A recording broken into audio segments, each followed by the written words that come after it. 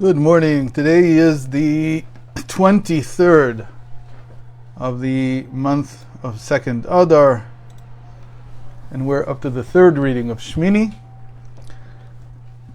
And in the third reading we find this verse that we said is going to be, in many ways, is the focus of everything we're looking at this week. And we're looking at Leviticus 9:24.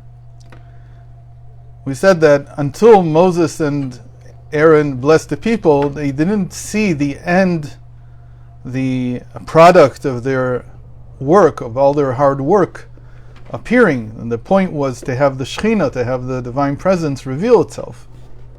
But here in 9:24 we read, "Fire came forth from before God and consumed the burnt offering and the fat parts on the altar, and all the people saw and shouted and fell on their faces."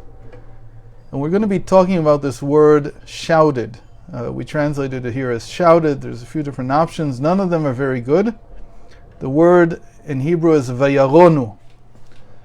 Vayaronu. So there's a number of different ways to look at this verse.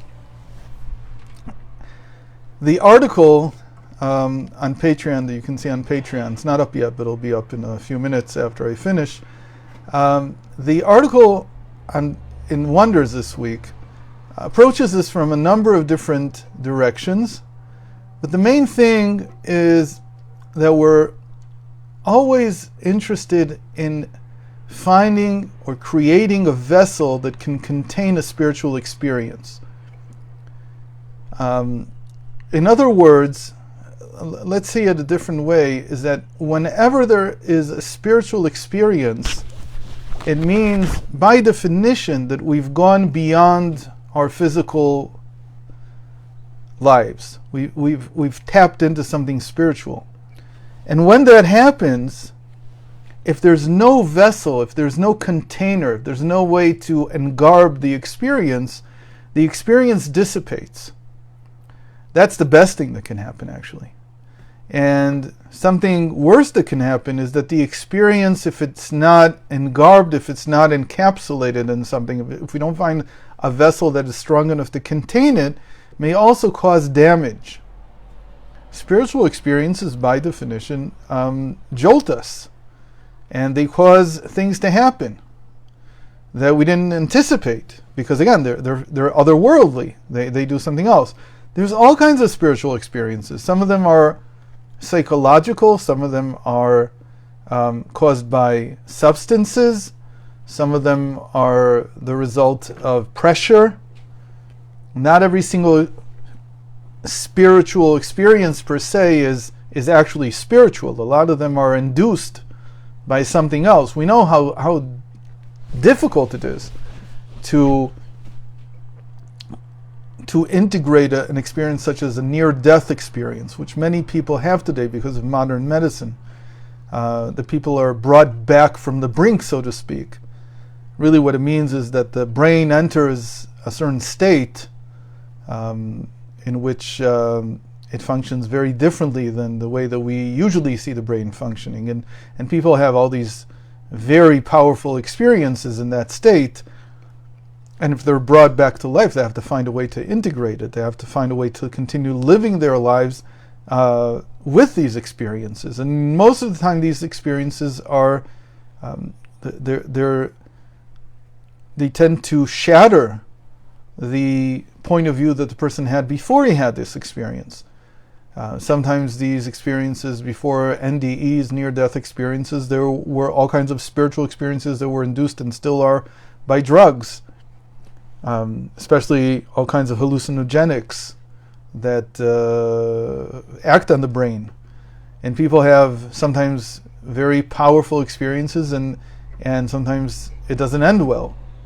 So there's a lot that needs to be done with the spiritual experience in order to contain it, especially when we're talking about something that is described in the Torah as fire came forth from before God and consumed the burnt offering and the fat parts on the altar.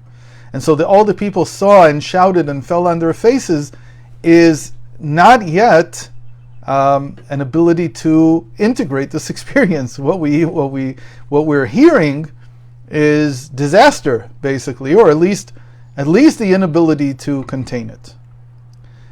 So I said there's a lot of different ways to tackle this verse, and even in the article we took it from a few different perspectives, but I think that the most interesting one in the end is the Hebrew and Aramaic as run and return. And we call run and return as any kind of dynamic in which there is a run is like an exiting from our current state, and return is returning to our previous state.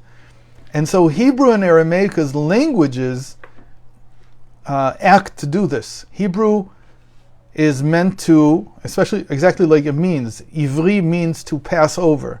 It means to pass over to a different state.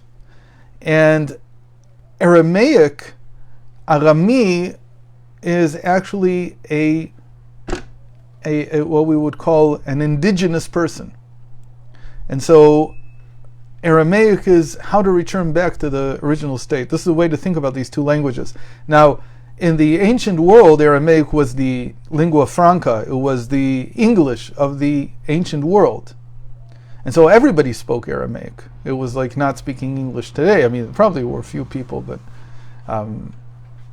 there's always people that don't speak the language. But in principle, if you wanted to have any kind of conversation with someone not from your tribe, you had to know Aramaic, and this was for about 1,500 years. It was a very long time. English has been the lingua franca, as we call it, probably for about 130, 40 years, not more than that. Before that, it was German in science, and mostly French in any kind of international relations setting. And before that, it was Latin, probably was the lingua franca. And that was for a while, but before that was Greek, and then Aramaic was at the same time as Greek. So the Hebrew always had a relationship with Aramaic, or Jews always had it, but the difference between, let's say, Greek, Latin, English, French, is that Aramaic is a Semitic language. It's very, very close. And but in principle, and this we didn't write in the article, this is not from Rav Ginsburg, but I know that from time to time he says something like this. English today is a little bit of what, when I teach in English, it's almost like the return. It's almost trying to contain the spiritual within the physical. So let's get to it and see what happens here. Well, so what is the meaning of this word vayaronu? And again, we translated it as they shouted. Rashi writes, as its translation, referring to Onkelos was a convert, was a Roman convert or a Greek convert, and he wrote an Aramaic translation of the Torah. So Rashi says, this word vayaronu, which again is a very hard word to understand, it is as its translation. Usually when Rashi sends us to look at the Onkelos, he quotes and explains it, but on rare occasions like here, he writes only as its translation, ketargumo, and nothing more. If we do look in Onkelos, like he told us to, we will find that Onkelos writes, and all the people saw veshabachu. Veshabachu in Aramaic is a word that's common to various concepts of praise and song, and as such, it would seem that Rashi has not added very much to our understanding, because vayaronu also sounds like praise or song.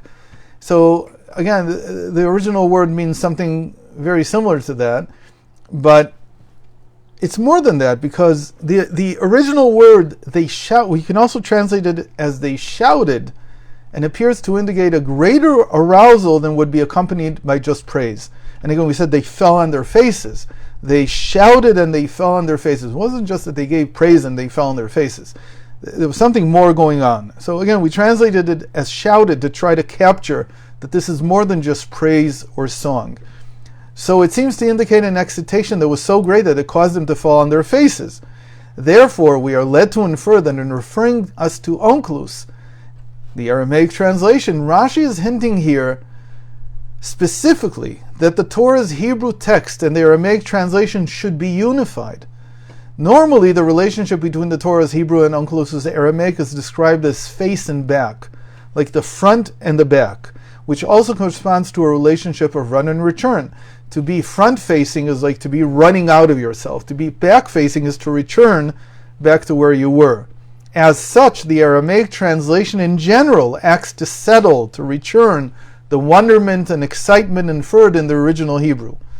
The Aramaic translation is like a safeguard against a reality in which the excitement of the moment and the experience causes a run without a return, an excitement that has no psychological vessel to contain it. And because of that, we can now tie together this verse with the next verse, the very next verse afterwards, with the death of Nadav and Avihu, Aaron's sons, described in the very next verse. Nadav and Avihu brought an unauthorized fire of incense before God. This was an act of spiritual excitement, or what we would call a run without a return, without the required vessel.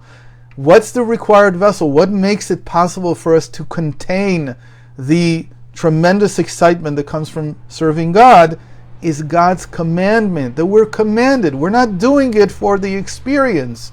We're doing it because we're commanded. Now, it's true that if you do things properly, you will have an experience. The commandment given by God, the fact that you are doing it because you are so commanded, is what creates a vessel into which this excitation, into which this energy can be introduced and integrated. Otherwise, if you're only looking for your own excitement, for your own experience, then that can lead to complete and utter destruction of the mind. As a result, and fire came out from before God and consumed them. That's what happened to Nadav and Avihu, because they did something without having been commanded to do it. Thus, it certainly would fit that Nadav and Avihu's run without return, their overexcitement, evolved out of the statement that we just saw, and the people saw, they shouted, and they fell on their faces upon seeing how fire came out before God and consumed upon the altar. Note that it's the exact same words. Fire came out from before God and consumed the offering on the altar, and the exact same words are used to describe the death of Nadav and Avihu. So it would seem that the experience was exactly the same, except that in the case of the people experiencing the fire coming down, there was a vessel for it. The vessel was the commandment of God. And that's why it's so important. And in the case of Nadav and Avihu, there was no commandment to bring burning incense into the Holy of Holies, and that's why they were consumed by exactly the same type of fire that came out and ate on the altar.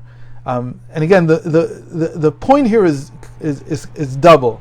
The first one is you have to have a vessel to contain the experience, always. And the second point is that the vessel, when it comes to serving God, is the commandment. Now, that doesn't mean, and this is a very Rav Ginsburgy type of point, it doesn't mean that you shouldn't do things when there is no command. In fact, probably that is the most powerful thing you can do. You're not commanded and you do anyway. You do something good anyway. But you have to know that there might be a price. And you have to be ready to pay that price. And it seems that Nadav and Avihu were ready to pay that price. They were interested in it. But if you want to prevent yourself from shattering, if you want to prevent yourself from the experiencing being too strong for you, it's better to stick to what we have a commandment about. And you'll see this in the Orthodox world, that there's not very much openness to go and experience other things. There's no openness to drugs, obviously. There's little openness to even music during a ritual, because we're not commanded to. We don't embellish it in any way. We just do what we're prescribed that we need to do. And again, that's because there's a very acute awareness that run without return can lead to negative results. And by the way, they're not always negative in the sense that you go crazy or something like that. It could just be that a person grows accustomed to just doing whatever they want, even if there's no prescription to do that. And that also leads to a type of spiritual death where the person cannot follow God's commandments. Thanks for joining today. I hope to see you again tomorrow.